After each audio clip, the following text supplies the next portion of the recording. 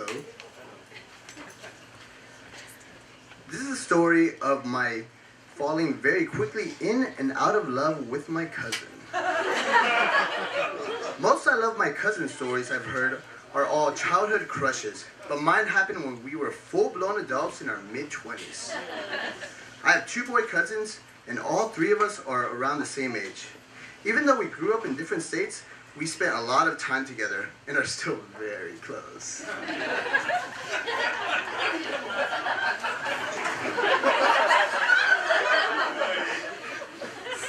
A couple of summers ago, my mom and I drove to Florida to visit our family, almost all of whom live there. We stayed with my uncle and aunt, and on our first night there, all of the family came over and we had a big dinner. Afterwards, my cousin Rick and I decided to go catch up and have a drink. We went to this little suburban sports bar, smoking inside, pool tables, and a very weird bar setup, because until very recently, it had been a strip club. We had a great time. Afterwards, we went to Walmart to find a cot for me to sleep on, since my mom had the only spare room. Again, we had a great time. By this time, it was way past 2 a.m. We tried on all the hunting gear and took photos with guns of us pretending to fish, and Rick teased me about being a hipster.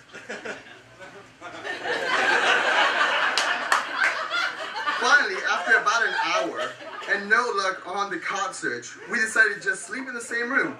It wouldn't be weird. We did it all the time when we were kids, he said. We left Walmart with our only purchase, a 6-pack of beer, and went home where we watched So You Think You Can Dance, his choice. Drank a little, talked a lot, and went to sleep. There was some mild cuddling, which truthfully didn't feel weird at all, but was still confusing. I was enamored, and so was he. The next morning I drove him to work so that my mom and I could use his car. Except when he was at work, we were almost inseparable our entire long weekend visit. My other cousin, his brother Anthony, lived on the beach. Almost every day ended with us driving out to the beach and picking up Anthony. Rick would buy us both dinner, me because I was visiting, and Anthony because he was a beach bum.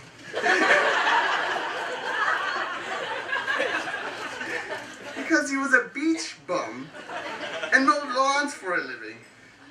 We would get wasted at a Mexican restaurant and go to the beach and night swim with Anthony's dog.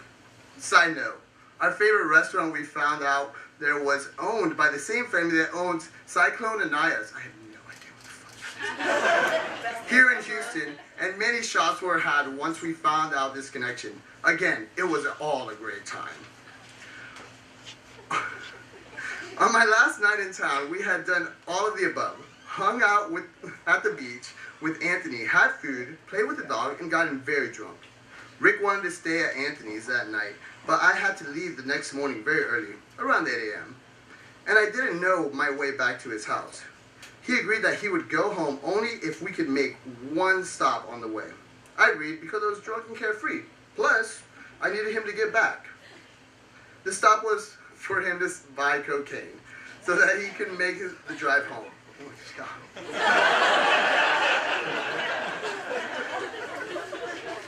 He offered me some, of course, and this was about when I started to fall out of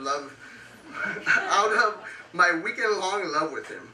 I gave him a $1 bill to use, and that was about all that I had to do with it.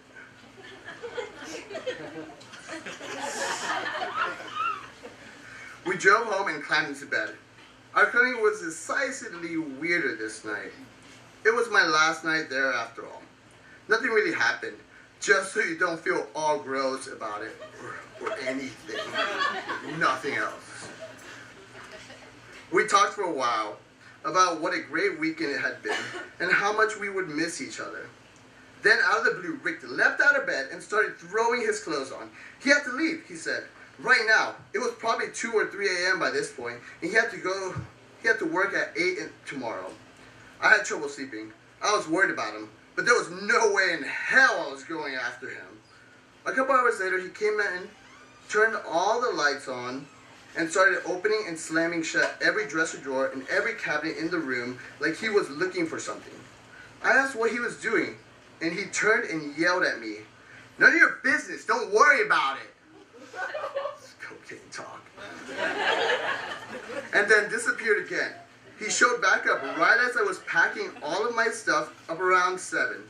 He didn't say anything, just climbed into bed. I didn't say anything either, just packed up my bags and went to the kitchen to finish packing the car. We never talked about it again, and I hope we never do.